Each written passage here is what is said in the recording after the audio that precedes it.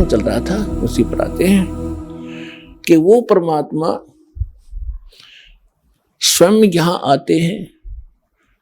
अब इसमें दोनों पहलू साथ चलेंगे कि जिनको भगवान मिले उन्होंने प्रैक्टिकल किया, और जो हमारे सदग्रंथ आज तक हमें ज्ञान दे रहे थे, हमारे धर्मगुरु समझ नहीं सके, वो हमारा दुर्भाग्य और उनका भी दुर्भाग्य कहेंगे, क्योंकि वो उनकी बुद्धि काल के वश थी। अब हम सतगुरु शरण में आ गए तो हमारे ऊपर काल की जकड़ नहीं रही, इसलिए आप इस ज्ञान को समझ रहे हो। जिस दिन आपका नाम खंड हो जाएगा, यहां से कनेक्शन कट गया, परमात्मा का पंजा आपसे उठ जाएगा, आपको यही शब्द कड़वे लगने लग जाएंगे, और ये हमारे यहाँ भक्त भी आपको बुरे बुरे दिखाई देंगे, क्योंकि काल प्रवेश कर जाएगा, आपकी बुद्धि को भ्रष्ट कर देता है। आज तक ब्रह्मा विष्णु महेश की गांठ बांध रखी, इसने चक्कर बांध रखा, समझने नहीं दिया। आपकी क्या औकात, आप इस मालिक की शरण से दूर होकर आप सुखी हो जाओगे। जून का महीना हो और एसी रूम से बाहर निकल कर कोई सुखी हो सकता है? चाहे शराब पी कर चाहे निकले जा बाहर, गली में पड़ा रहो, बेशक वो कहा रहो शराब के नशे में कोई बहुत सुखी हूं, अब सुखी हूं, खाक सुखी है, रेत में पड़ा पसीने आए पड़े, झागा रहे मुख में। तो ऐसी दशा उन लोगों की जो भगवान से दूर हटकर इस काल के खेमे में खेल खेल रहे हैं। चाहे वो भक्ति कर रहे हैं, वो भक्ति भी नकली, या संसारिक सुख प्राप्त करने के लिए वो को प्रयास कर रहे हैं, क्योंकि इस काल की साधना से सुख हो ही नहीं सकता।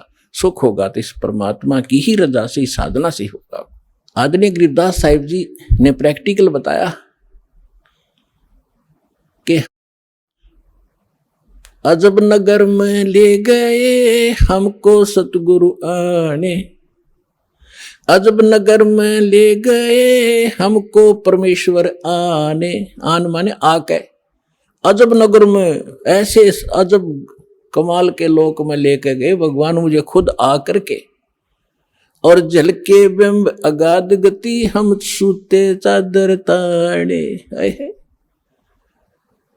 अजब नगर में ले गए हमको सतगुरु आन, यानी वो सतगुरु भी हैं, वो भगवान भी हैं। जो सतगुरु होता है, सच्चा ज्ञान जो देता है भगवान ही देता है, भगवान ही सच्चा ज्ञान दे सकता है।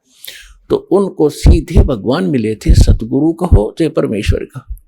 अजब नगर में ले गए हमको परमेश्वर आने, आन माने आके, ये हमारी देसी भाषा हरियाणा की लैंग्वेज में लिखा ग्रंथ है।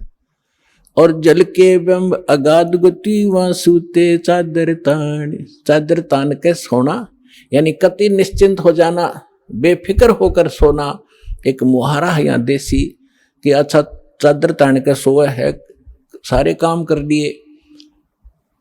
तो इस तरह कहते हम तो निश्चिंत हो गए कि साधना हमारी सत भगवान मिल गए, आंखों सतलोक देख लिया, सत साधना करते रहेंगे, गलती हम करें नहीं, हम निश्चिंत हो गए। हमारे अंदर कोई अब शंका नहीं रही कौन भगवान है और क्या उसको प्राप्त करने का मेथड है, वो सब कंप्लीट प्राप्त हो गया, आंखों देखा। तो दास आपको इतना ही दृढ़ करना चाहता है। देखो, माता पिता अपनी बिटिया का विवाह करते हैं तो वो जाकर लड़के वाले का घर भी देखते हैं, उसकी प्रॉपर्टी से भी परिचित होते हैं, अन्य थर्ड पर्सन से भी पूछते हैं।